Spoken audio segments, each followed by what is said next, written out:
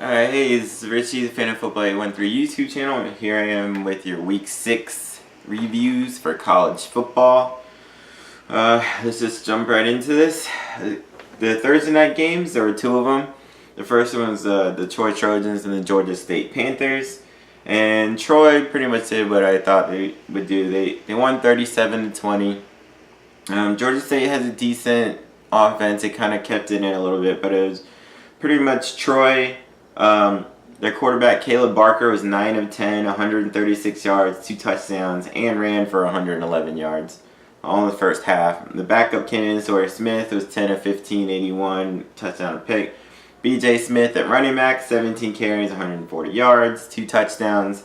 Troy pretty much controlled this game as it won its 9th straight league game, which is 3rd in the country behind UCF.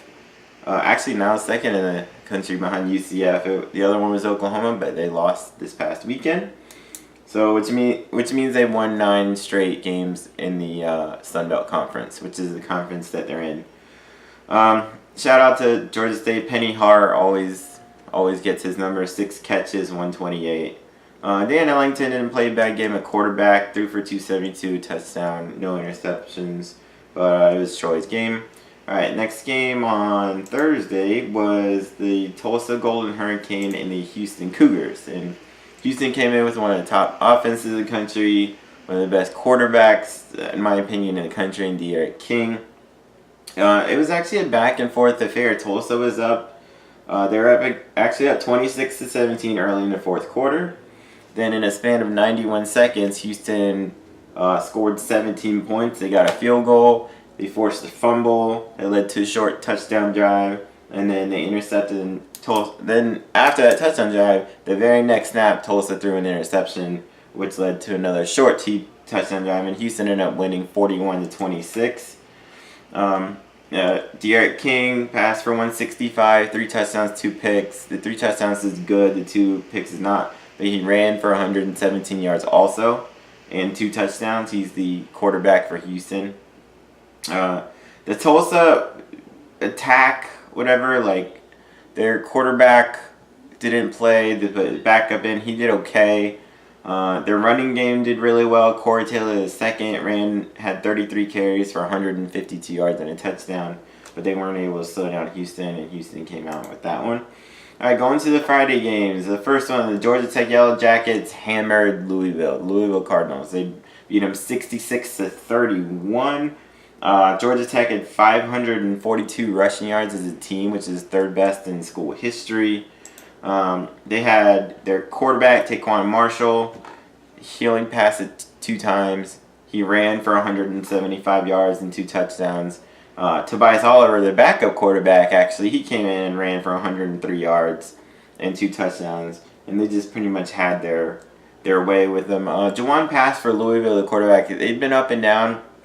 He actually played pretty well. He threw for 299, 2 touchdowns, and no interceptions. And they put up 31 points, but they couldn't stop Georgia Tech, as Georgia Tech just poured it on them. Then the next game was Middle Tennessee State and Marshall. This was a pretty interesting game, I thought, in this USA. 2 really good teams, good offenses.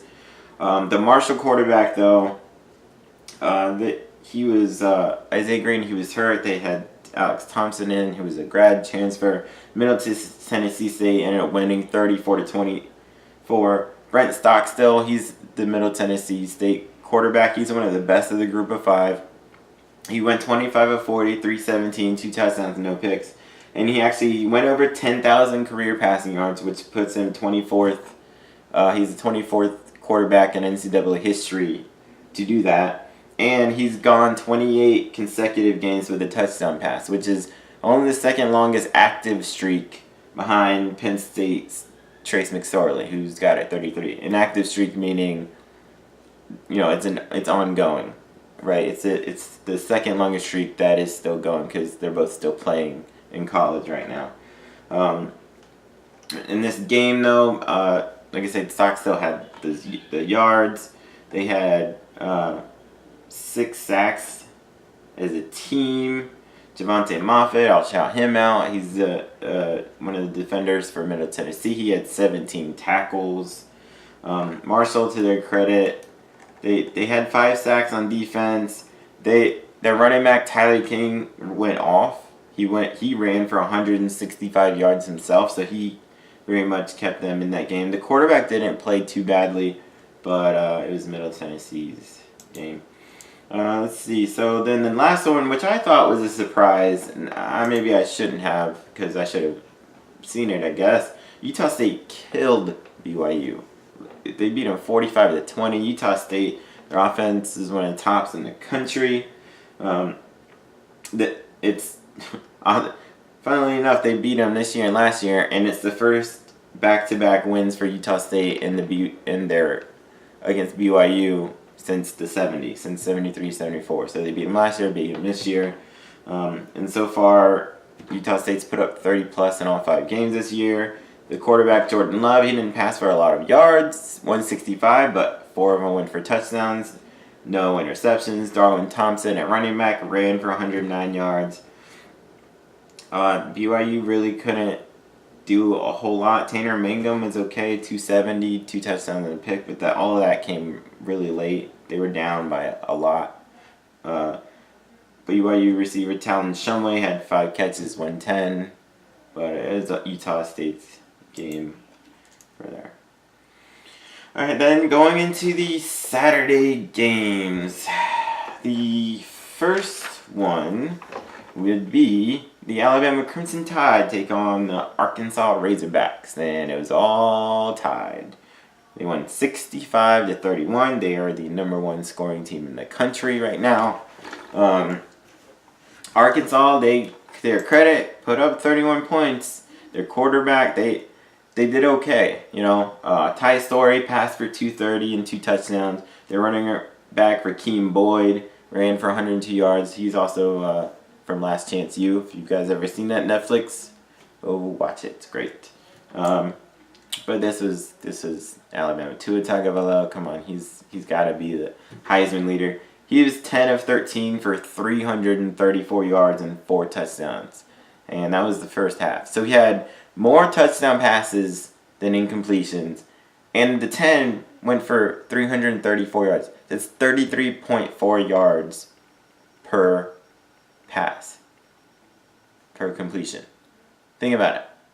A football field is 100 yards divided by 3. So he's a third of the field every time he completed it. Running back Damian Harris ran for 111 yards and 2 touchdowns. They had 2 guys go over 100 receiving. Jerry Jeudy, 4 catches, 135, 2 touchdowns. Irv Smith Jr., 2 catches, 123 and a touchdown. And Bama has now scored 45 plus in 6 straight games. Moving on to the next one, we had the Georgia Bulldogs take on the Vanderbilt Commodores. Georgia beat them 41-13. It was kind of a game. They just kind of played, Jake Fromm, the quarterback for Georgia, passed for 276, 3 touchdowns. They ran for 219 yards. As a team, they pretty much held down. Vanderbilt didn't have a whole lot going for it. They scored a touchdown late with 2 seconds left or something like that. So that's all Georgia. Then the Ohio State Buckeyes, they found themselves in a fight with the Indiana Hoosiers. Indiana was actually up 17-14. It was only Ohio State was only up 35-26 in the 4th quarter. They couldn't really stop Indiana too much, but they ended up going away with the victory 49-26. Let's start with Indiana. Peyton Ramsey, the quarterback, he passed for 322, 3 touchdowns, no interceptions. They had 2 guys go over 100 yards receiving. Nick Westbrook, 5 catches, 109 and a touchdown. Ja'Shawn Harris is second, 8 catches, 104. They were able to move it up and down pretty well against Ohio State, but Ohio State has Dwayne Haskins at quarterback. All he does is go 33 of 44 for 455 yards and 6 touchdown passes, which is a school record at Ohio State. He did throw 2 interceptions, but he had the 6. He's right up there with Tua Tagovailoa for the Heisman. Paris Campbell, 9 catches, 142, and 2 touchdowns, and they ended up taking over, but they better be careful in the future because they're gonna face some teams that will capitalize even more than Indiana did. Alright, in a game that I totally fucked up myself, I thought Wake Forest was going to upset Clemson. I was way off. Clemson killed them 63-3. They had 3 guys go over 125 yards rushing. Not just 125 yards rushing. And it's the first time they've had 300-yard rushers in the same game since 2006. The quarterback, Trevor Lawrence, 20-25, 175, 2 touchdowns. Here's the running game breakdown, whatever. They ran for 471 yards as a team. Travis Etienne had 10 carries, 167 yards, 3 touchdowns.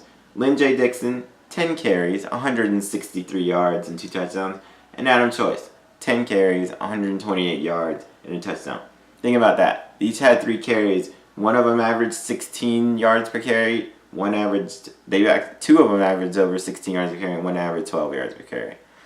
So they just ate them up for lunch. Their defense played great.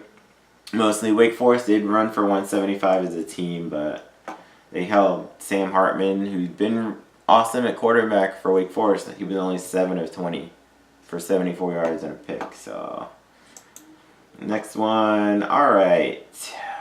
One of my personal favorite games to break down right now, the Florida Gators.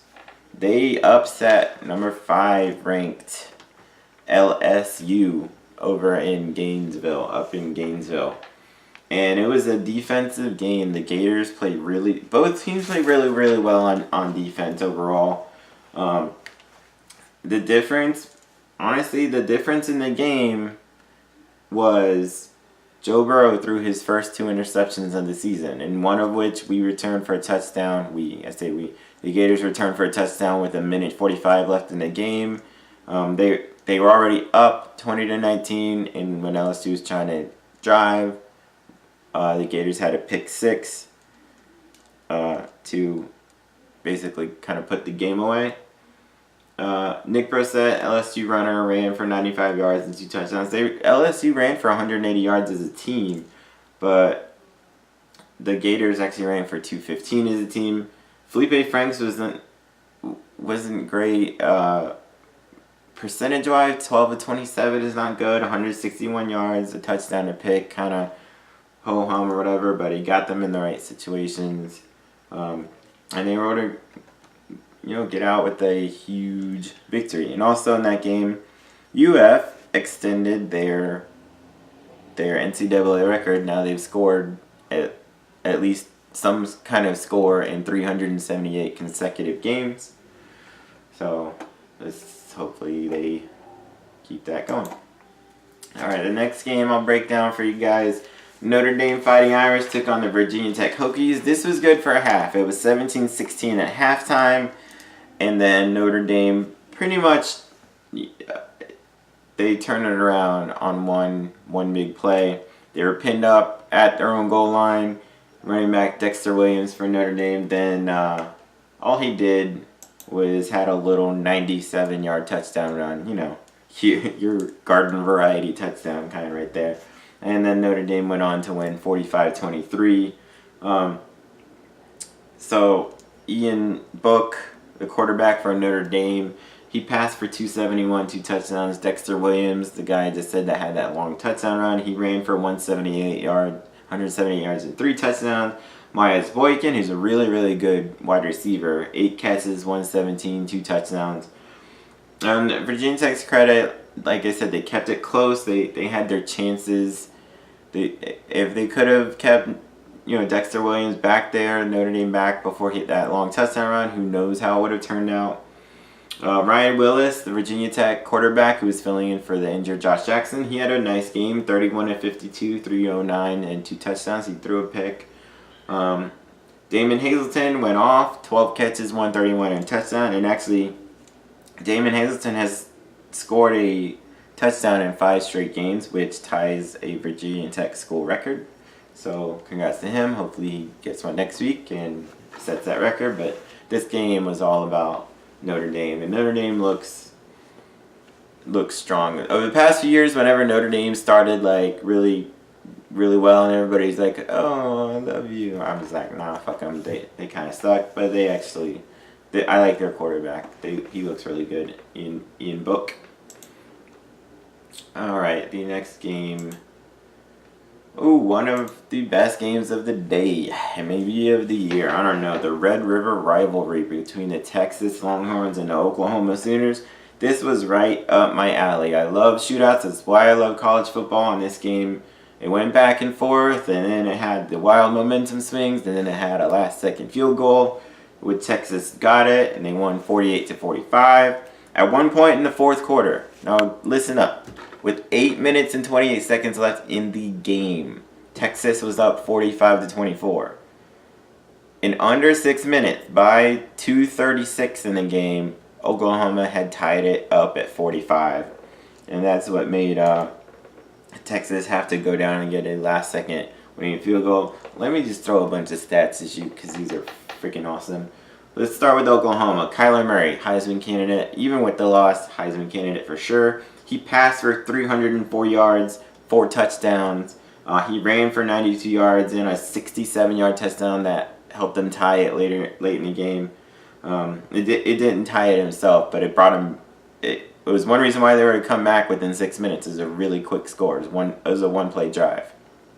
Marquise Brown at wide receiver, 9 catches, 131 yards, 2 touchdowns. He had a 77-yard touchdown catch. This is awesome. So much good here. Let's see. Let's go to Texas now. The winners of the actual game. Quarterback Sam Ehlinger. He had a little Tebow-esque game for him. He passed for 314 and 2 touchdowns. He ran for 72 yards and had 3 rushing touchdowns. Little Jordan Humphrey. That's his name, Little Jordan. And he was born before all the little rappers, so I guess he started that. He had 9 catches, 133 yards, and a touchdown, and he passed. He had a touchdown pass on a trick play. This game was awesome to watch. It went back and forth and everything. It's great. Texas might be for real. I don't know. We'll see. All right. One of the upsets of the day. There were a few upsets. The Mississippi State Bulldogs took down the number 8 ranked Auburn Tigers, and they beat them 23-9. In that game, it's actually pretty notable. Mississippi State quarterback Nick Fitzgerald, he set an SEC record for rushing yards by a quarterback. He surpassed Tim Tebow for most rushing yards in the SEC history by a quarterback. Congrats to him. He didn't have anything passing, but in this game he ran for 195 yards and 2 touchdowns. Their running back Kylan Hill ran for 126 yards. Their defense played great. They held Auburn to 90 yards rushing. They held them to 9 points. They held Jarrett Stidham, the quarterback for Auburn. He completed 50%. Mississippi State, they did their thing, and they got that victory. All right, the next one. All right, this game kind of ended up sort of like when I previewed this game, West Virginia and Kansas. I was like, West Virginia should beat them. They should blow them out, but Kansas, they came in number 1 in the country in forced turnovers and number 1 in interceptions. Will Grier, the quarterback for West Virginia, the Heisman candidate, every now and then he'll have games where he throws 2-3 picks, and it's not often, but watching him in the career with not as much with the Gators, but last year and this year, he has these throws where they should be intercepted. And lo and behold, Kansas was only down 21-14. They picked him off 3 times. Will Grier, he had 3 interceptions and fumbled 1 time. He's got to, if he wants to beat Texas and the other teams later this year, he's got to clean that up. He did end up throwing for 332 and 4 touchdowns. and they won 38-22. So it wasn't as much of a blowout. Now, to be granted, Kansas scored a late touchdown, but it was, like I said, it was 21-14 at one point in the game. Running back Letty Brown for West Virginia had 11 carries, 107 yards, and a touchdown. No, West Virginia's defense, for the most part, kept them down. They had 5 sacks.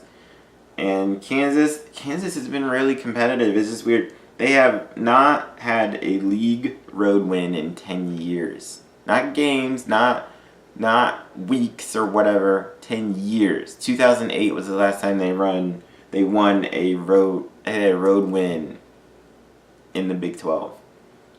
Maybe they get off that snide. But West Virginia, they did end up coming back, or not coming back, but solidifying that. But Will Guerra's got to cut down on those picks. Alright, next game. Washington Huskies took on the UCLA Bruins. Washington, they were in a bit of a game. They won 31-24. UCLA did score 14 in the fourth quarter after they were down by a bit. Jake Browning, quarterback for Washington, passed for 265, a touchdown, a pick. He was okay. Aaron Fuller, 5 catches, 100 yards, and a touchdown. But really the story of the day. Myles Gaskin, 27 carries, 116 yards, and 2 touchdowns, but he scored his 50th career rushing touchdown, which puts him 5th in Pac-12 history. So congratulations to him. We'll give a shout out to UCLA. They actually played pretty well. One of the more competitive games they've played so far this year. Their freshman quarterback, Dorian Thompson-Robinson, passed for 272 and 2 touchdowns. Their running back, Joshua Kelly, ran for 125 yards and a touchdown. And Caleb Wilson had 8 catches, 102 yards, and a touchdown. I believe I picked them to win next week. I can't remember who they play. But, Washington, though, ended up with that. Alright, the UCF Knights. One of the top teams in the country. One of the top offenses in the country, anyway. They beat SMU 48-20, and it wasn't really all that close. Mackenzie Milton, 278, 2 touchdowns, but they ran for 256 as a team. Adrian Killens, running back, ran for 113 yards and a touchdown. It was 21-3 after the first quarter, and then UCF is pretty much able to come from there. Their defense actually played well. The 20 points is SMU scored a touchdown really late. But this extends the streak. UCF has won 18 games in a row, and they've scored 30 or more points in 18 games in a row. They have a huge game against Memphis next week. I'll break that down in my previews, and that I'm actually kind of nervous as, I'm a Gator fan, but I like the Florida schools except the Seminoles.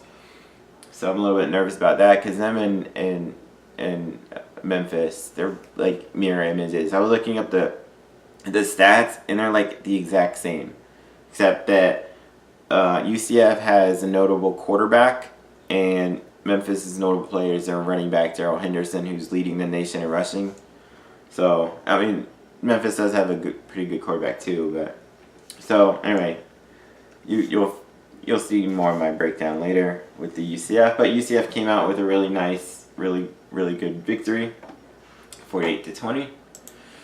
All right, the next game, another upset I called, which I don't really consider an upset because I did not believe in Kentucky.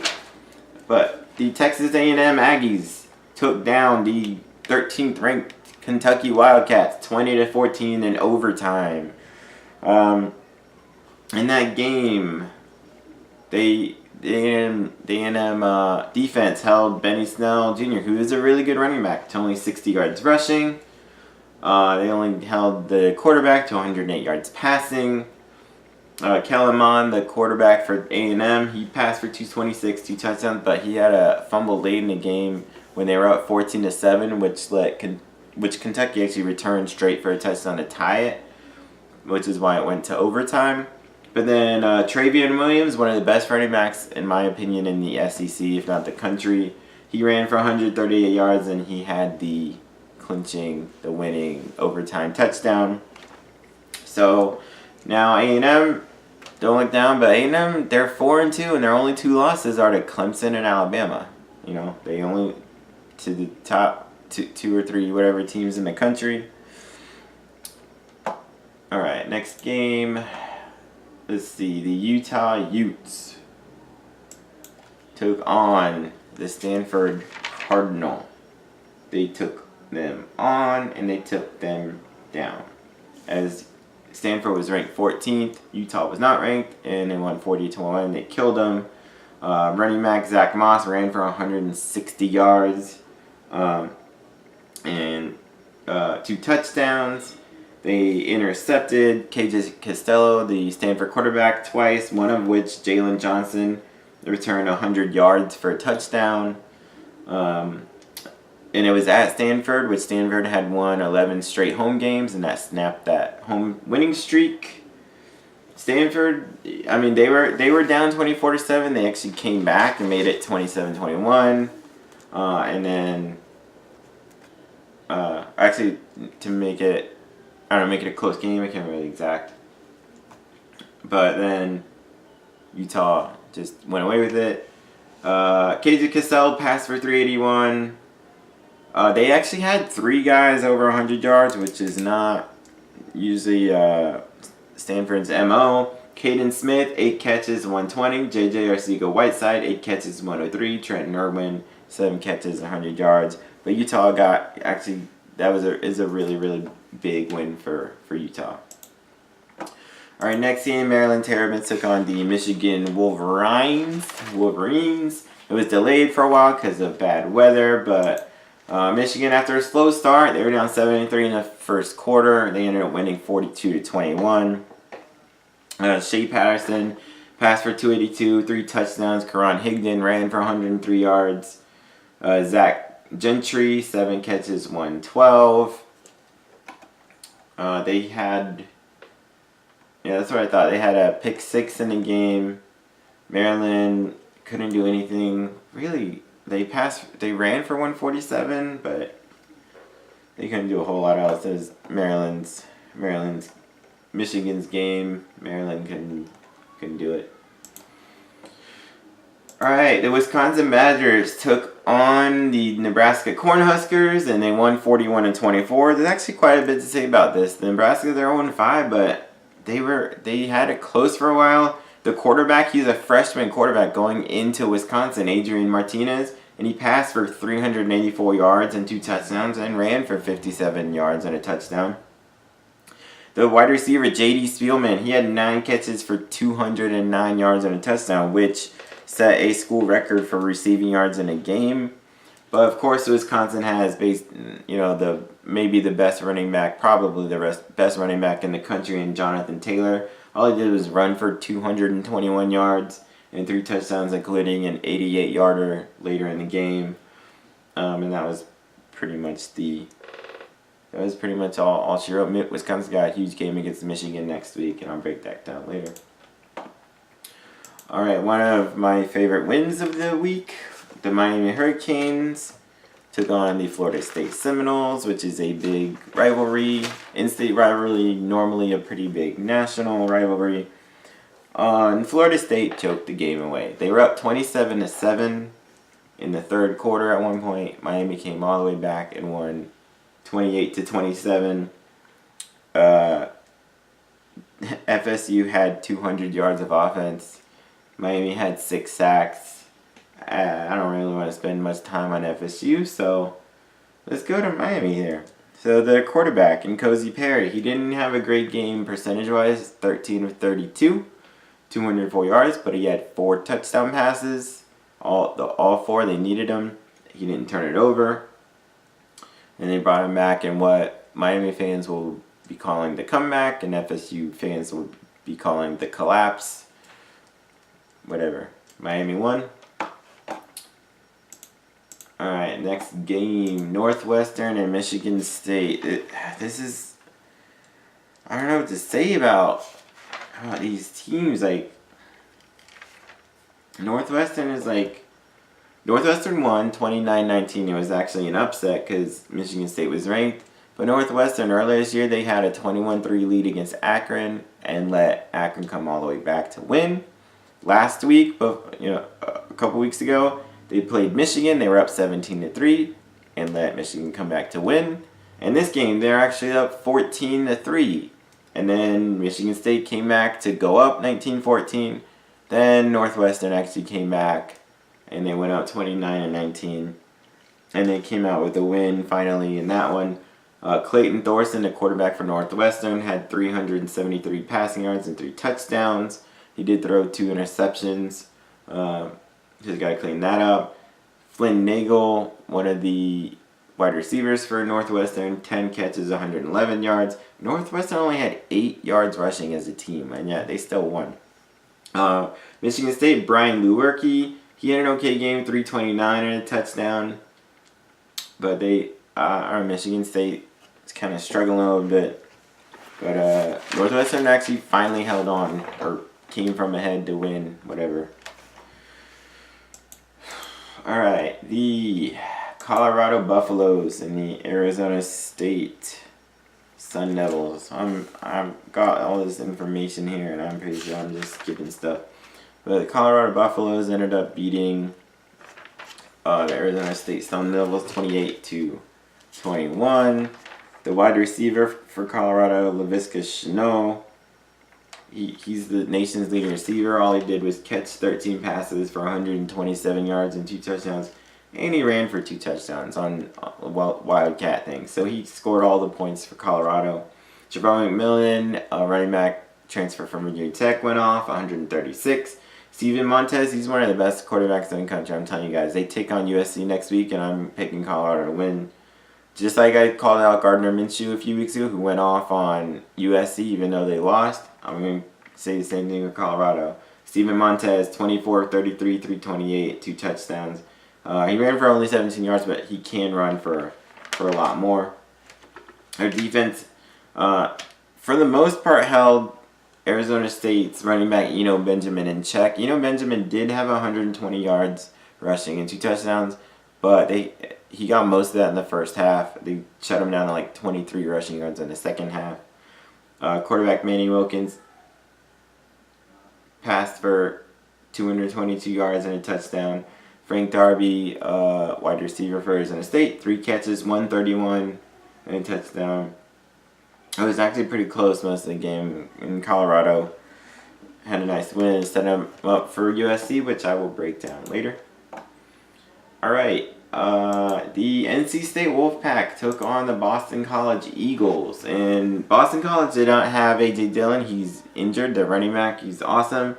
And NC State, they were up 28-3. And only won 28-23. Boston College scored 20 points late in the game. They have a running back, Ben Glines, who came in. Actually, he ran for 90 yards.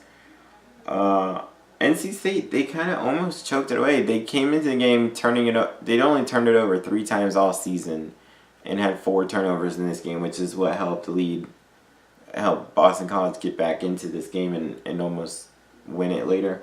But NC State did win. Quarterback Ryan Finley passed for 308 yards and 2 touchdowns, but 2 picks. Reggie Gillespie ran for 104 yards. Kelvin Harmon had 9 catches, 128 and a touchdown. Jacoby Myers had 10 catches, 99 yards and a touchdown. And NC State, they held on to win that one. But they're undefeated still. But we'll see if they can keep that going into the future. Alright, another upset of the day. The Iowa State Cyclones actually beat the ranked Oklahoma State Cowboys 48-42. And it was the freshmen. Their quarterback, Zeb Nolan, he played 1 possession. They told the freshman quarterback, Brock Purdy, they said, we're going to put you in and see how you do.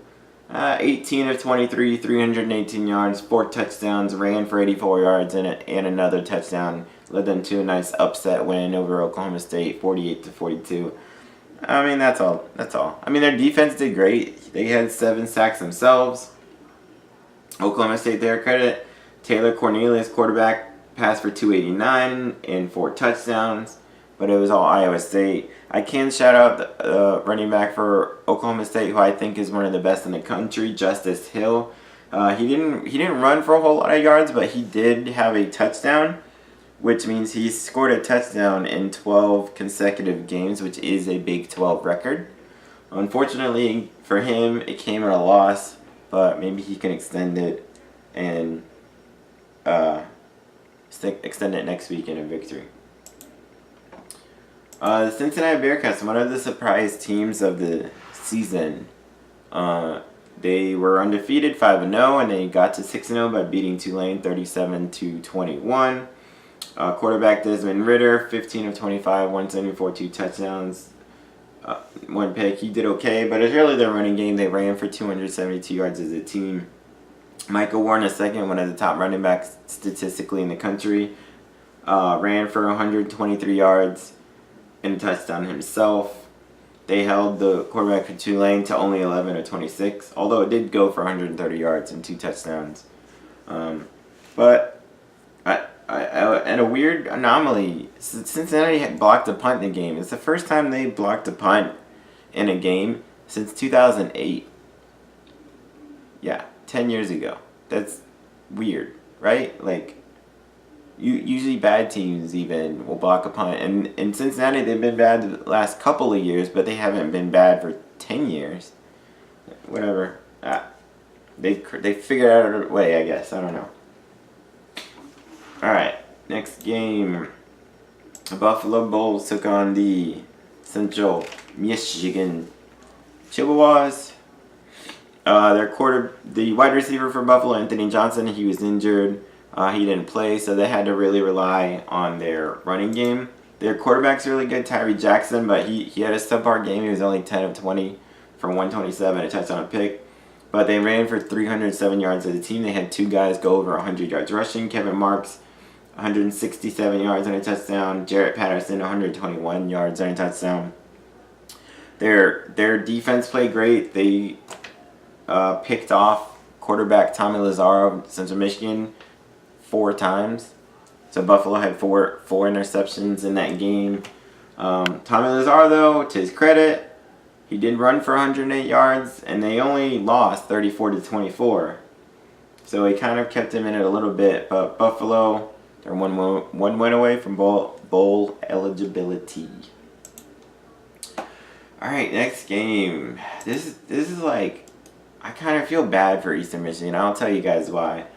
Eastern Michigan took on the Western Michigan Broncos, and Western Michigan won 27-24.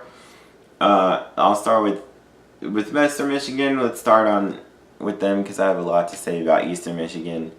John Westink, the quarterback, 235 touchdown, a pick. They ran for 152 yards as a team. It was back and forth for a while. They were down 17-14, and they went up 21-17.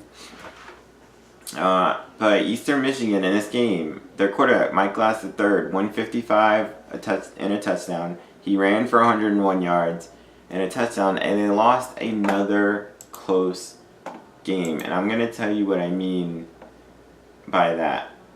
So let's start with last season, 2017. Last year, Eastern Michigan went 5-7. There was a point where they lost 6 games in a row, all of them by a touchdown or less. They lost by 7 in overtime, they lost by 4, by 5, by 1, by 3 in overtime, and by 3 in overtime again. And then you'd think, hey, that shit happens one season. No. It has carried over. Their last 4 games, they lost by 7, they lost by 3 in overtime, they lost by 3 in triple overtime, and then they just lost by 3.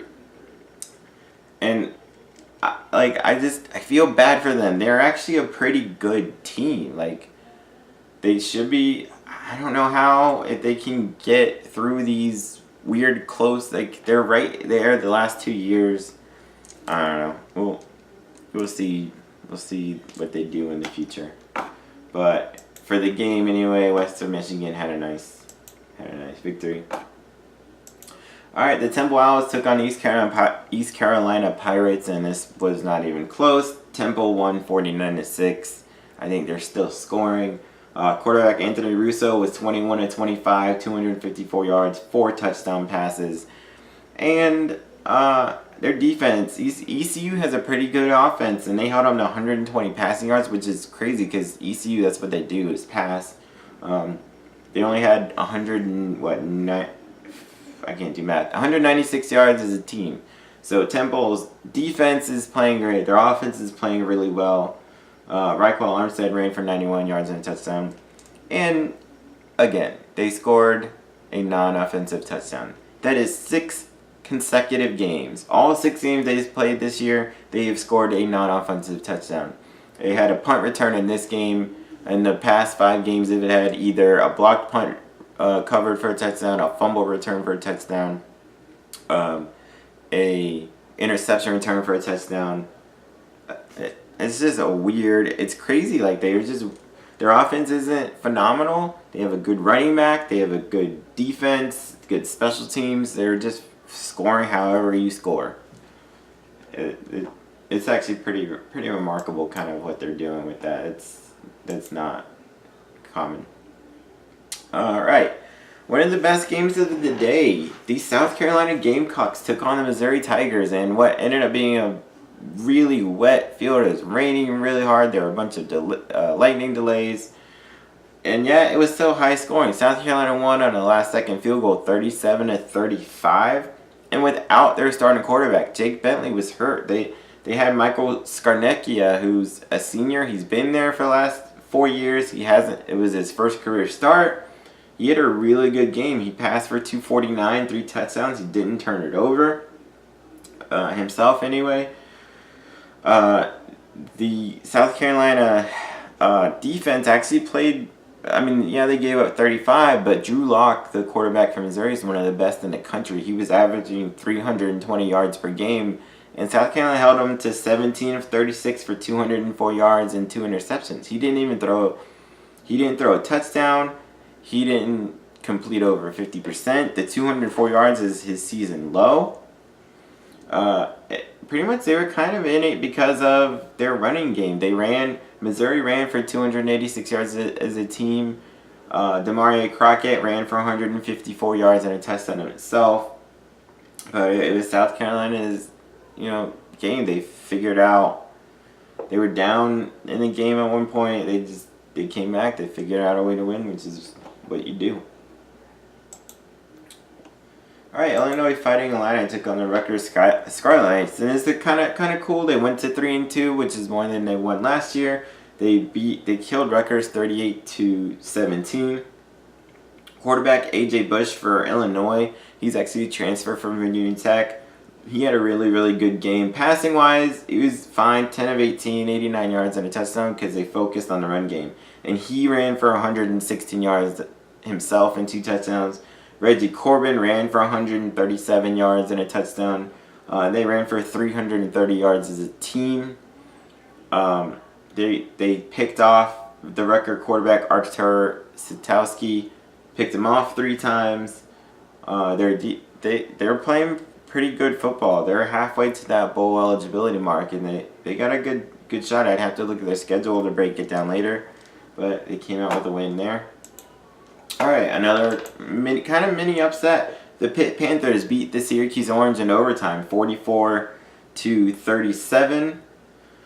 Syracuse is coming off of which I felt would have been a huge upset over Clemson last week. They were up 14-0 in this game, and Pittsburgh ran all over them. They ran for 265.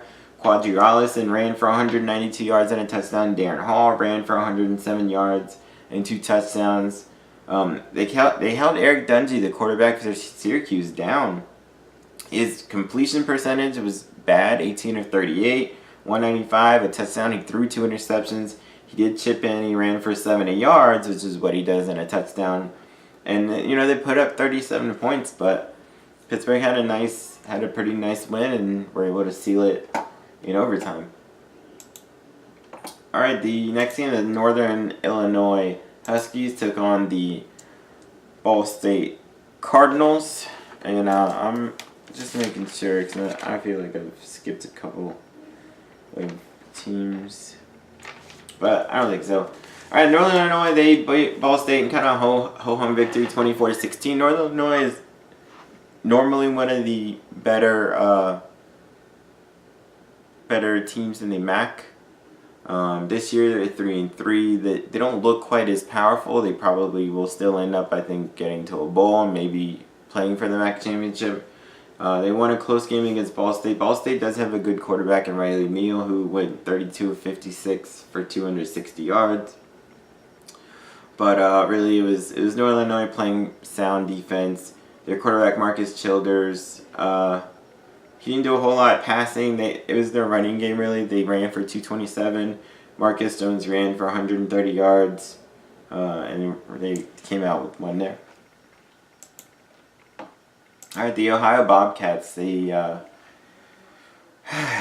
came back to beat Kent State. Kent State was up 23-14 in the fourth quarter. They were up 20-7 at one point. But Nathan Rourke, the quarterback for Ohio, he brought them back. He scored the winning touchdown with 1:28 left in the game, and Ohio won by a point, 27-26, which is all they need. They actually have a big game against Northern Illinois next week. Woody Barrett, the Kent State quarterback, passed for 271, 2 touchdowns, 2 picks, ran for 61. Justin Rankin, the running back, ran for 123 yards. Isaiah McCoy had 8 catches for 118 yards and a touchdown for Kent State. Nathan Rourke, he was 18 or 20, which is crazy. For 284 yards, a touchdown, he threw a pick. He ran for 49 and a touchdown, and they came out with the win. That's all they needed.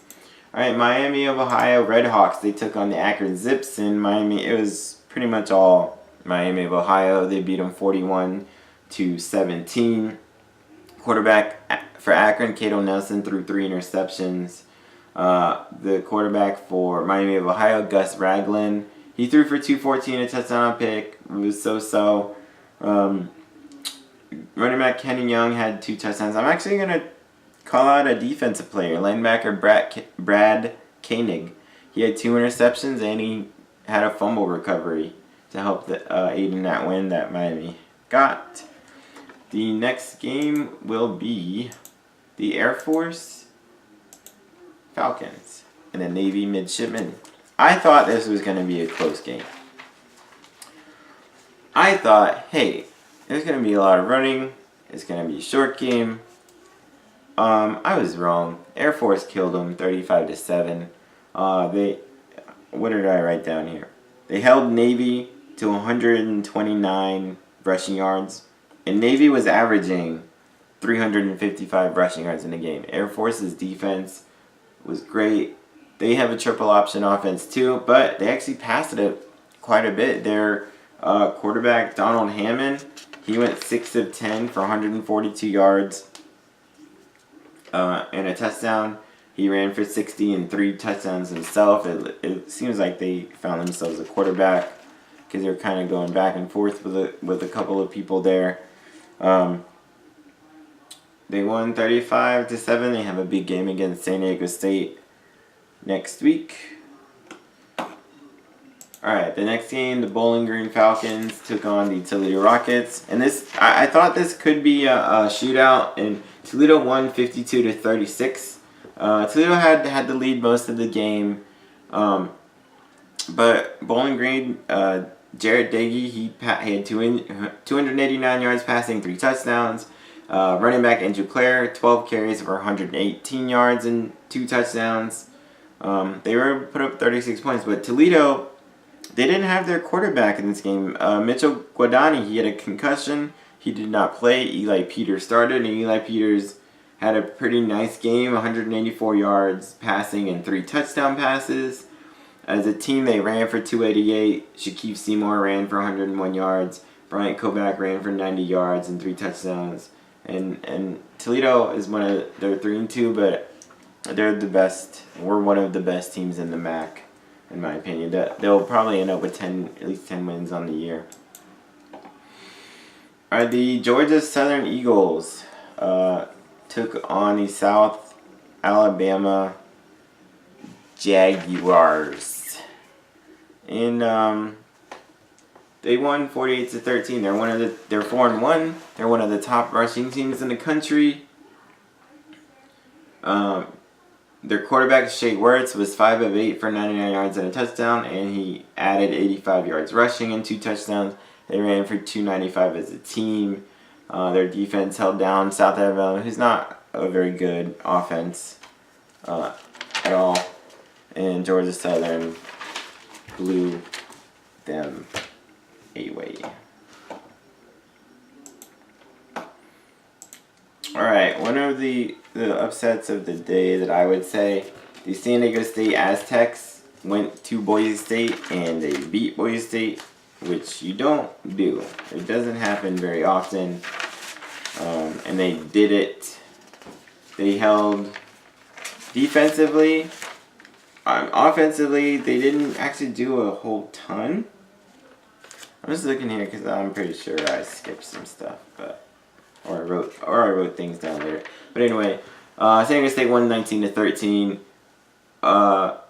They didn't do a whole lot offensively. They ran for 154 yards. They only passed for 113, but their defense played great. Boise State has one of the top offenses in the country. Brett Rypien's one of the best quarterbacks in the country, in my opinion. They held him to 170 yards passing and 2 interceptions. They picked off. There were 2 Boise State quarterbacks that played, and they picked them off 3 total times. They held Boise State to only 51 yards rushing.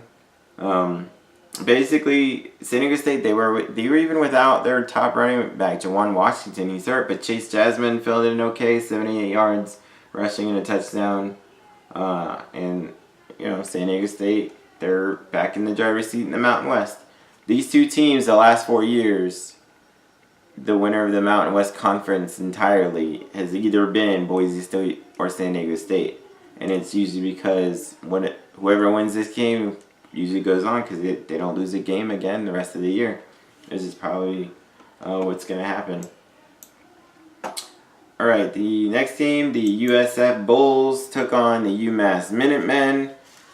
And this was, the final score at South Florida was great in offense. They put up 58. They won 58-42, though. Now, to be granted, though, they were up by quite a bit. UMass has actually a really strong offense, at least passing offense. They passed for 401 yards as a team and 5 touchdown passes. They had 2 different quarterbacks playing. Andy Isabella, one of the best receivers in the country, in my opinion, that nobody knows about. He had 13 catches for 191 yards and a touchdown. But the story of the game was the Bulls, and more so running back Jordan Cronkrite. He's a Florida Gator transfer. He set a school record with 302 rushing yards in the game and 3 touchdowns. The Bulls ran for 365 yards as a team. They ended up with 5 sacks in the game, and another little tidbit, they've scored 20 or more points in 35 consecutive games, so they kept that streak going. Tulsa has a pretty interesting game on Friday against Tulsa. The score, in a weird anomaly, UMass lost a week before to Ohio, 58-42. So the same exact score, they lost 2 weeks in a row. But USF, they had a really good offensive game. I think they'll be fine with defense. I was telling people, this is one of those games I was kind of nervous about. I wasn't sure they would lose. And this actually is about what I expected would happen. USF was only up 20-14 at halftime. I thought UMass would score. I thought they'd get to 30, though. I didn't think they would get to 42. And I didn't see Jordan Cronkrite going for 300 yards either, so whatever. But USF ended up with that one. Alright, one of the more fun games of the day, the Kansas State Wildcats took on the Baylor Bears. And Baylor won on a last-second field goal, 37-34, and what happened to be a pretty back-and-forth game. A fun shootout kind of game. Let's start with Kansas State. They lost the game, but Alex Barnes at running back, he had 22 carries for 250 yards and 3 touchdowns. But in this was a kind of, I'll get to that later actually. We'll go to Baylor. Their quarterback, Charlie Brewer, is 30 of 44, 296 and a touchdown. Treston Ebner ran for 100 yards. Jalen Hurd had 11 catches for 135 yards. Both teams were able to seemingly pretty much move the ball and go back and forth as the score says. But here's the weird thing in the game. There was like terrible special teams, right? Baylor, their kicker, Connor Martin, he missed 3 field goals in the game and an extra point. But he got the game-winning field goal in the end, which is really good for him. He's able to put all that out of his mind and go win it for his team. But that was weird. And what's even weirder is Kansas State. Kansas State, for anybody that knows, Bill Snyder's been there for 30 years, well over 30 years coaching. And that's what they're known for. They don't get a lot of the best recruits. Sometimes they do have really good offenses, but they're a running team. They're disciplined. They're usually one of the least penalized teams in the country, and they win with special teams, which I pointed out earlier this year. This game of special teams, they fumbled a kickoff, they missed a field goal, they muffed a punt, which they recovered, but they still muffed it, and they had an extra point blocked themselves. It was just a weird, high-scoring, no special team kind of game. I don't know what to say. But the Bears end up with that win. Alright, in an unexpectedly high-scoring game, the Iowa Hawkeyes beat the Minnesota Golden Gophers 48-31. It's the third highest-scoring game in that rivalry, in that history, and they played it 112 times. Normally, both teams, they're ground and pound, they play good defense, but they didn't. They were like, what's defense? Because the quarterback for Iowa, Nate Stanley, passed for 314 yards and 4 touchdowns. A quarterback for Minnesota, Zach Anistad, passed for 218 yards and 3 touchdowns, but he did throw 3 interceptions, which was pretty much the difference in the game. Tyler Johnson, the Minnesota receiver, had 6 catches, 107 yards, and a touchdown. There wasn't really much running, which is weird. Like, Iowa only ran for 106 yards as a team. Minnesota only ran for 86 yards as a team. Defensively, Iowa did have 5 sacks. But, it was, it's a fun game, though. Alright, Louisiana Monroe took on the Ole Miss Rebels. And Ole Miss dropped a 70 spot. Ole Miss won 70-21. Not only did they win 70-21, they put up 826 yards of offense, which is a school record. They had over 500 yards by halftime. They were at 49-7 at halftime. They had 3 wide receivers go over 100 yards. A.J. Brown himself, he had 125 receiving yards in the first quarter. Yes, quarter, not first half. First quarter. Ole Miss, let's just break this all down. Jordan Ta'amu, 21-24, 374, 3 touchdowns. Their backup, Matt Corral, 10 for 10, 143 yards, 2 touchdowns, and ran for 78 yards and a touchdown. Whoever they put out there, sure, it's against Louisiana Monroe, but even like, it doesn't matter. Like, Ole Miss has played other teams that are bad, like ULM is, sorry to say, and not put up 70. Like, teams play bad teams every week and don't put up 70 and don't complete 31 or 34 in a game. You can't even do that, like, just throwing outside with your friend, which is a crazy statistic. DeMarcus Lodge, 9 catches, 179 yards, and a touchdown. A.J. Brown, 9 catches, 133 yards, and a touchdown. DK Metcalf, 4 catches, 115, and a touchdown. I will shout out Louisiana Monroe, though, for 2 guys. R.J. Turner, 5 catches, 112. And Marcus Green, he's their all-around guy, all-purpose guy. He had 198 all-purpose yards. He had 7 catches for 60 yards. And he had a punt return for a touchdown in the game, actually, which was interestingly enough, he's one of the best return men in the country.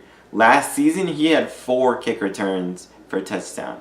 Now this year, that was his only return, and it's his first punt return for a touchdown. He's got 5 returns in his career, though. That's phenomenal. it doesn't matter who you're playing for. He should be able to play on Sundays at the very least as a return guy. He's great at that. But they don't have a whole lot of them on offense to keep up with 70. Alright, then New Mexico Lobos trounced and bounced and killed the UNLV Rebels 50-14. Shariron Jones 13-20, 250 yards, 4 touchdown passes, no interceptions. They ran for 252 yards as a team. They held UNLV to 36 yards rushing. UNLV came into the game averaging 336 yards. To put that in perspective, I went to look up the stat, right? Because I was like, what is 336 yards rushing? That would mean they're probably one of the tops in the nation. And it said they were at number 6 in the nation rushing at 277. They were number 2 and sucked so badly. New Mexico was so good on defense that they dropped 4 spots. They held them to way below, 300 yards below their average. And they dropped 4 spots. That's how dominant New Mexico was in this game. Offense, defense, whatever. Interesting side note, UNLV, they started a different guy at quarterback, which means they've gone now 22 straight seasons without the same quarterback starting every game. Not like, that's weird, right? I mean, UNLV has been pretty bad, but they have made like 2 or 3 bowl games in the last 22 years. You would think at least one of those seasons, one of their good seasons, that a quarterback would have started every game of the year. But no, they have not had one quarterback start every game of the season for 22 straight years, and that'll go into next season. But a really, really good win for New Mexico, they look really strong. Their offense looks great. They could be something. They could be a force to be reckoned with in the Mountain West. Alright, the Florida Atlantic Owls took on the Old Dominion Monarchs. The Florida Atlantic just put up a bunch of points like they do. They won 52-33. Running back Devin Singletary, all he did was run for 168 yards and 2 more touchdowns, which puts him at a touchdown in 19 consecutive games. So he's only 8 games off of the record. And he set the Florida Atlantic record for rushing yards. He's got 3,568 rushing yards in his career. Now, Florida Atlantic is a relatively new school. They've only been around since 2001 as a football program at Florida Atlantic, but it's a really good. For those who don't know, Alfred Morris, the running back, he played for the Redskins for a while. He's jumped around. He's still playing. He went to Florida Atlantic and actually had that record. So Devin Singletary is, I think, gonna follow him into the NFL and maybe be better.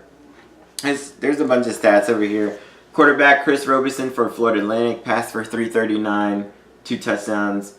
Kareth White Jr., he ran for 61 yards and 2 touchdowns, and he had a 100-yard kick return, which is a Florida Atlantic record, and that cannot be broken because college is different than NFL. College, you cannot have anything beyond 100 yards, even if you intercept or received it at the very back of the end zone. In the NFL, if you did that and returned it, they would count those. They would count it as like 109 yards or whatever. In college, doesn't matter. You get it in the end zone, you take it out, it's 100 yards either way. So that's the record. Unless they change the rule, that's the record that can never be broken. They had 2 guys go over 100 yards. Harrison Bryant, 6 catches, 133, 2 touchdowns. Javon Durant, 7 catches, 111. Let's go to Old Dominion. They put up 33. Blake LaRussa, 390 yards, 2 touchdowns, 2 picks. Keyshawn Strong ran for 99 yards and 3 touchdowns. They had 2 guys go over 100 yards. Also, Travis Fulgham, 10 catches, 151, a touchdown. Jonathan Duhart, 8 catches, 100 yards. Alright, the next game, the UAB Blazers took on the Louisiana Tech Bulldogs. And to me, this was an upset. It was in the CUSA. It's not in a lot of national buzz, but Louisiana Tech's been one of the best teams in this USA past few years. They were a contender, and UAB killed them 28-7, and they didn't. They did it with defense, really. Louisiana Tech, they're one of the top passing teams in the country. They were 9 of 23 passing. Jamar Smith was only 9 of 23, 107 yards, interception, didn't even throw a touchdown. They got their touchdown rushing, which they were held to 149 yards rushing, which is kind of below their average. They usually pass it more. AJ Early, even AJ Early, the quarterback for UAB, he's a really good, solid guy. He was only 8 of 24 for 136 yards and a touchdown. He added 76 yards rushing and a touchdown. But it wasn't like he played phenomenal or UAB just played phenomenal and Louisiana Tech played bad. It seems like, they both played, and I was able to watch it some, and the difference really was Louisiana Tech had 3 turnovers and UAB just capitalized. The running back Spencer Brown for UAB, he's one of the best running backs in a group of 5. He ran for 90 yards and 2 touchdowns, and UAB's 4-1. And they're a serious contender in the CUSA right now. Alright, and what's an ugly game. UTSA Roadrunners beat Rice 20-3. I mean, that score is not, whatever, right? UTSA forced for 4 turnovers and turned that into, put it this way, UTSA was 8 of 22 as a team for 43 passing yards. They did run for 135 yards, which is still not good. They had 178 total yards. Rice passed for 175 and ran for 47. They basically just flopped stats. Like UTSA passed for 43 and Rice passed for 175, but then UTSA ran for 135 and Rice only ran for 37. So basically, it was the turnover straight up. That was it. UTSA forced 4, but they had one was like a 3-yard touchdown drive. One was I think like a D. Yeah, just let them basically a 32-yard touchdown drive and a 3-yard touchdown drive, and that was it. But UTSA, to their credit, they are 3-3, so they just need 3 more wins and they can go to a bowl. Alright, Louisiana Raging Cajuns took on the Texas State Bobcats. Texas State, they went in. Quarterback Willie Jones III did not play. He had an injured shoulder. Tyler Vitt, he's a freshman. He had a really good game, but they lost. Louisiana won 42-27. Andre Nunez, the quarterback for Louisiana, was 9 of 18, 149, a touchdown, a pick. It was really the running game. They ran for 327 yards. Elijah Mitchell ran for 198, 3 touchdowns. Trey Ragas ran for 100 yards and a touchdown. The quarterback for Texas State, as I was saying, Tyler Vitt, he was a freshman. He started in place of Willie Jones III. He had a really, really good game. He was 28 of 39, 296 yards, 3 touchdowns, and ran for 92 yards as well. And they put up 27 points in that game, but it wasn't enough to win, and Louisiana takes that down. Alright, the Memphis Tigers took on the UConn Huskies. Memphis shot all over them. It's 55-14. Brady White, quarterback for Memphis, 16 of 18, 239 and a touchdown.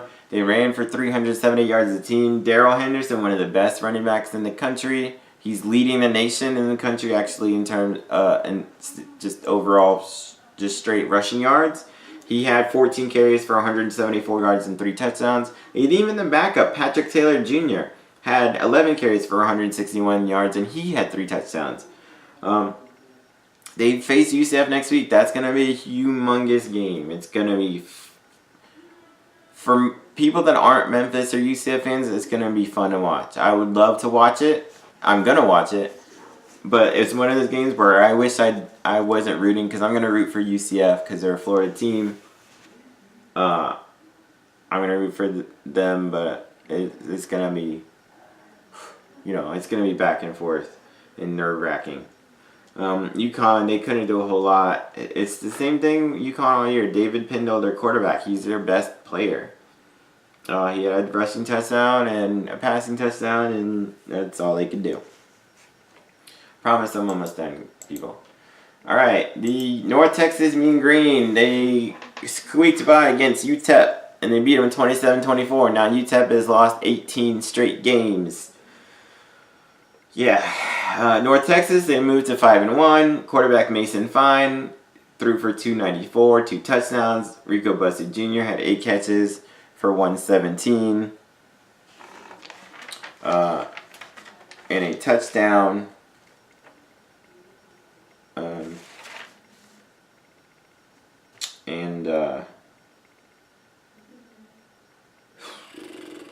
And they won. Ryan Metz, the quarterback for UTEP, he passed for 313 and 2 touchdowns. Warren Reddick, 7 catches, 131.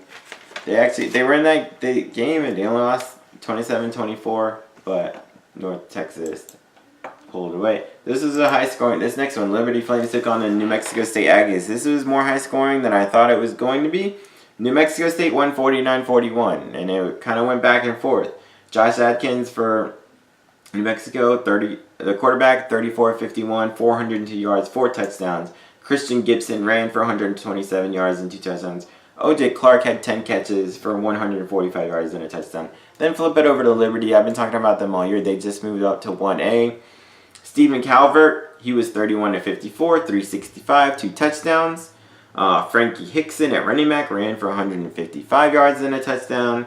Antonio Gandy Golden, one of the better receivers in the country, 7 catches, 115 and a touchdown. DJ Stubbs had 11 catches, 115 himself. This game it went back and forth and back and forth. It was a really fun game to watch. One of my favorite I've said it a bunch of times. Any high scoring passing, especially, it's fun.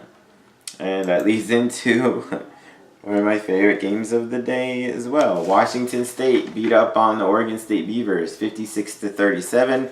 All kinds of stats and all kinds of footballs flying at you in this one.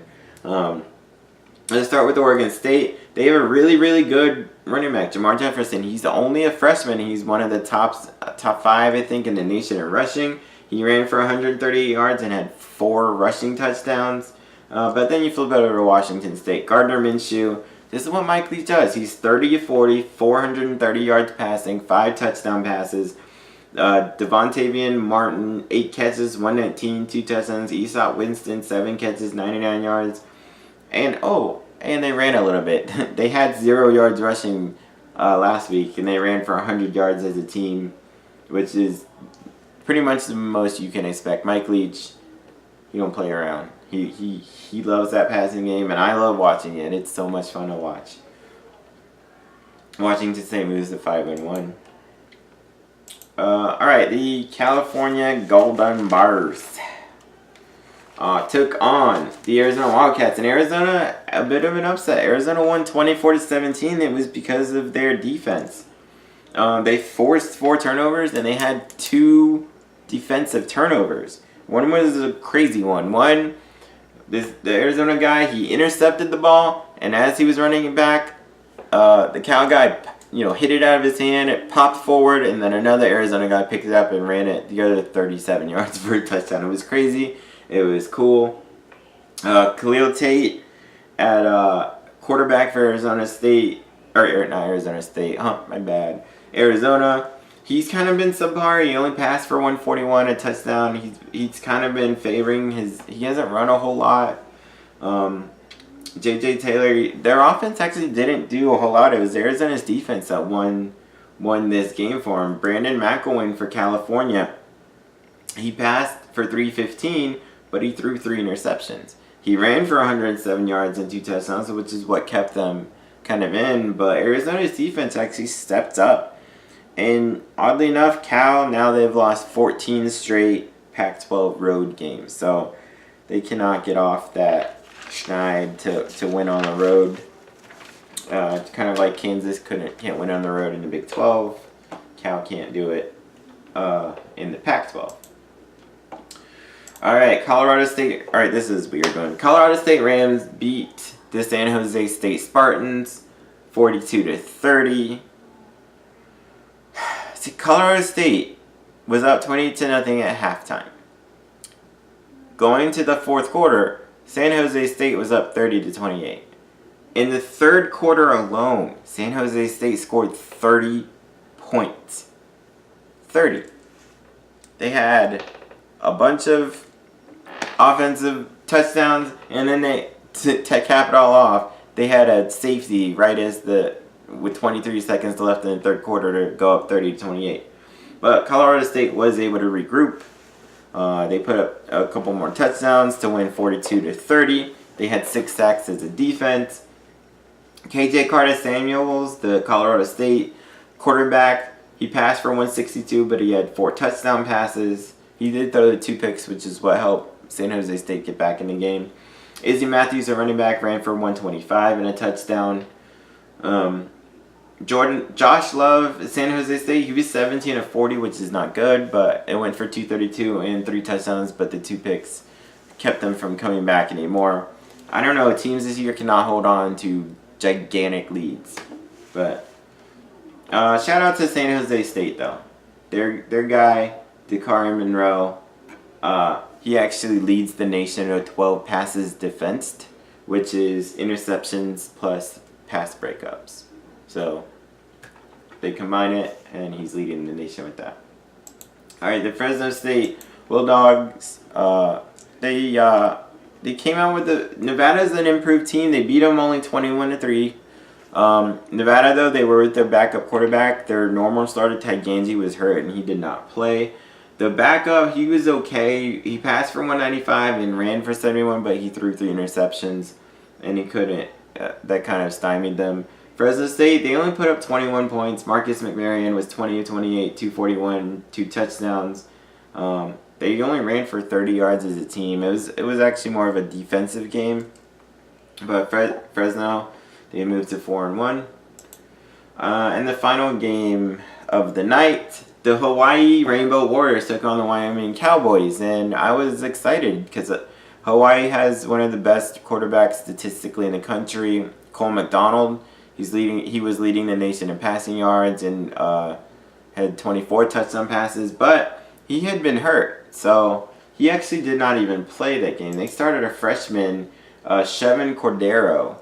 And this was an interesting game. Wyoming was up in this game. It's 3-3 at halftime. They were up. Wyoming was up 13-10 at one point. Cordero, he threw an interception that was returned for a touchdown, but to his credit, he came back. He only passed for 148, which is low for Hawaii, but he had 2 touchdown passes, and they ended up winning 17-13. So he pretty much did what he had to do. You know, as a freshman quarterback, you want to go in there, you want to do what you kind of want to manage the game. You don't really want to lose it, which he kind of almost did, but he did well enough. Dayton Ferrudo ran for 101 yards for Hawaii. Their defense played really well. So Nico Evans, a Wyoming running back, he did run for 192 yards. But that was pretty much it. They actually ended up with 157 rushing yards, and because they count sacks for rushing yards in college, which they don't do in the NFL. And Hawaii had 5 sacks. They only held the quarterback 9 of 16. Tyler Vanderwall, he was only 9 of 16 for 87 yards. So you know what? Hawaii, they're just an overall good team. They lost their bread and butter on offense, but their defense stepped up, held them down. The quarterback made just enough plays, and hopefully Cole McDonald returns next week. He's still uncertain. It's day to day. They played BYU, but they're one win away from bowl eligibility. So that does it for my Saturday reviews. You guys, go watch my other videos. I'm gonna do a stat attack again either today or tomorrow.